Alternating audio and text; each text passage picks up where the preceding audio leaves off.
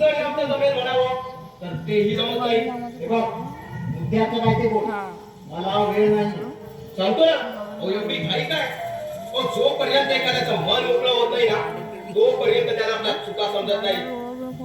काका, हे जे माणसाचं जीवन आहे ना ते कधी समाप्त होईल हे कोणाच्या हाती आहे का? ही अशी वेडी वाकडी वळण घेत राहू मुद्द्याचं काय ते बोल नाही ना. काकाश्री, या जगात कोणतीच गोष्ट आपल्यासाठी नसते. अहो बघा बघा, समुद्र कधी स्वतःचं पाणी पिताना दिसतो? झाडाला स्वतःची फळं खाताना पाहिलं आणि फुलं स्वतःचा वास घेत नाही. कारण इतरांसाठी जगणं हेच खरं आयुष्य आहे. तुम्ही पण इतरांसाठी जगा, पण नाही. काकाश्री, मला तुमच्या मुलाच्या जागेवरती बसवा. मी आज त्यासाठीच इथं आलोय. मी जागा कंपनीची मागितली आहे, घरातली नाही. पुरे झाला. तुमच्या बोलण्यात किती आम्हाला कळतंय. हे असे कडवट बोल बोलून ना माणसातले संबंध बिघडवताय तुम्ही. अहो आपण कित्येक पावलं पुढे गेलात. अशाने शब्दाला शब्द वाढतो आणि वाद निर्माण होतात. मला असं काही एक म्हणायचं नव्हतं जे तुमच्या मनात आलंय. या खानविलकर घराण्याला कोणी वारस नको हवा ना? हे असे धनंजय, यात मी काय चुकीचं बोललो?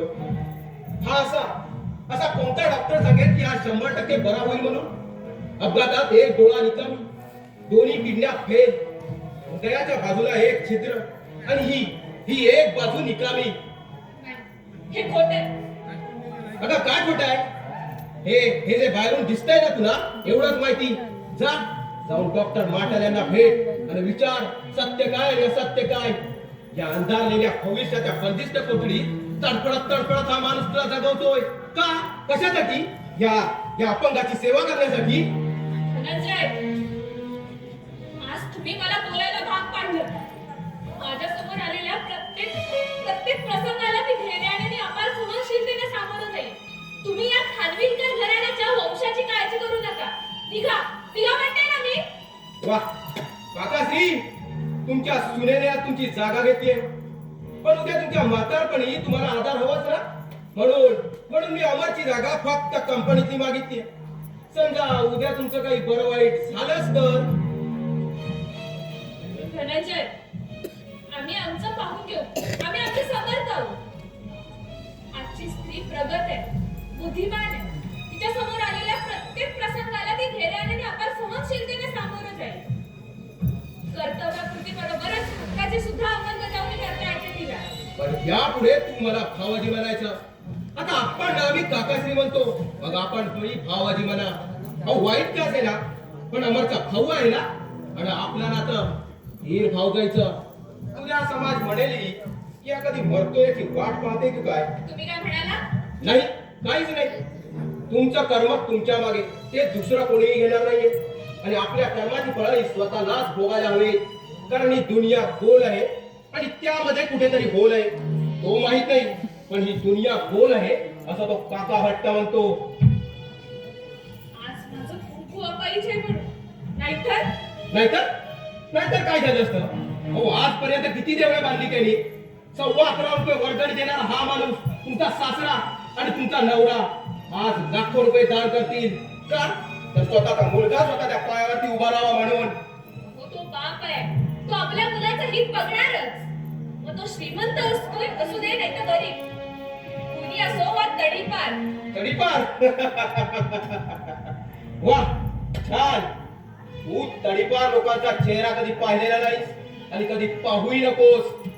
तू माणूस म्हणून जन्माला आलायस खरा, पण तुझ्याकडे माणुसकीचा अंशच नाहीये. वा,